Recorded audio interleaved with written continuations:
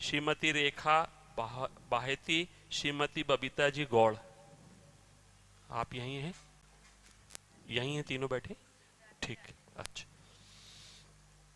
राधे राधे महाराज जी।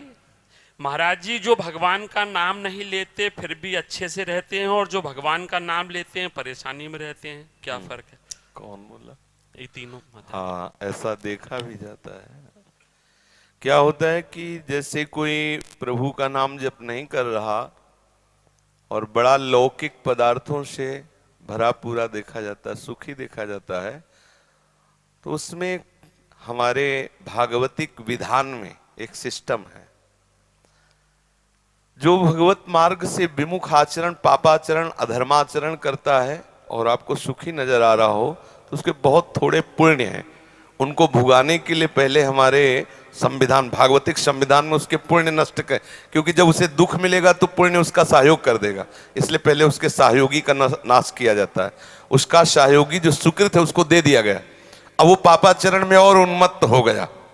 अब उसके वो सुकृत चल रहे हैं, इसलिए उसे जुकाम भी नहीं होगा, और वो सुकृत उसके नष्ट हो रहे हैं। और जिस दिन उसके सुकृत नष्ट हुए, फिर मिटिया मेट होते हुए देखा है। देखा है, शास्त्रों का विधान तो है ही, हमने देखा है। एक ठाकुर रामबली सिंह जमींदार आसपास बंदूक लेके चलते, ऐसा बच्चापन में उनको देखा हमने।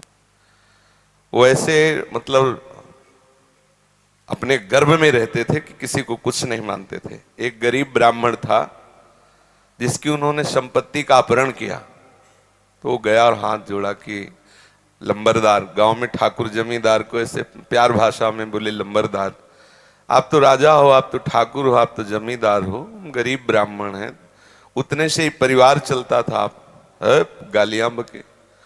उन्होंने पैर छुआ ब्राह्मण ने ऐसे और रो दिया और वापस आ गया। जानते हो, आज उनके कुल में कोई पानी देने वाला नहीं।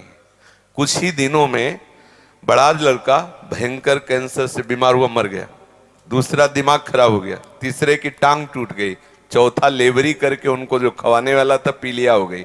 और आप अफीम के इतने नशेबाज बन गए कि धीरे धीरे सब जहां उनके आगे पीछे बंदूक लेके चलते थे वहां मक्खी उड़ाने वाला कोई नहीं रहा, और एक पशु की तरह मरे जब कोई फेंकने वाला नहीं। ऐसी स्थिति होता क्या है कि शुभ कर्म जब तक हमें वहां के हमारे भागवतिक विधान में सिस्टम है, यदि आप अधिक पाप करेंगे तो आपके जल्दी से जल्दी शुभ कर्म आपको दिए जाएंगे कि वो नष्ट हो, तब तुम्हारा नाश शुरू होगा। और जब आप भागवतिक कार्य करते हैं तो देख लिया गया ना कि आप संभल रहे हो, तो आपको कोई बाधा ना पहुंचा सके, इसलिए आपके जो पाप कर्म हैं उनको फेंक दिया गया कि उधर से खाली करो। जो उसके शत्रु पक्ष के पाप कर्म जमा है उसको नष्ट करने के लिए उनको भेजो, क्योंकि इस समय धर्म निष्ठा में है, ये पचा जाएगा। तो उसके पाप कर्म आते हैं और धर्म में प्रबल होकर के उन पाप कर्मों को भोगता है, धर्मात्मा बन के चलता है। जिस दिन उसके पाप नष्ट हुए वो सुकृत और ये वर्तमान के सुकृत मिल गए, उस दिन जय हो जाती, उसकी कोई पराजय सजयती, त्रिभुवन में उसकी जय जयकार हो जाती, और उस पापात्मा का ऐसा नाश होता है, कोई पानी देने वाला नहीं मिलता। ऐसा नहीं है कि पापी पुरुष मौज से है और धर्मात्मा कष्ट से है, उसके रहस्य को नहीं जानती, इसलिए तुम्हें ऐसा लगता है। समझ पा रही हो जी?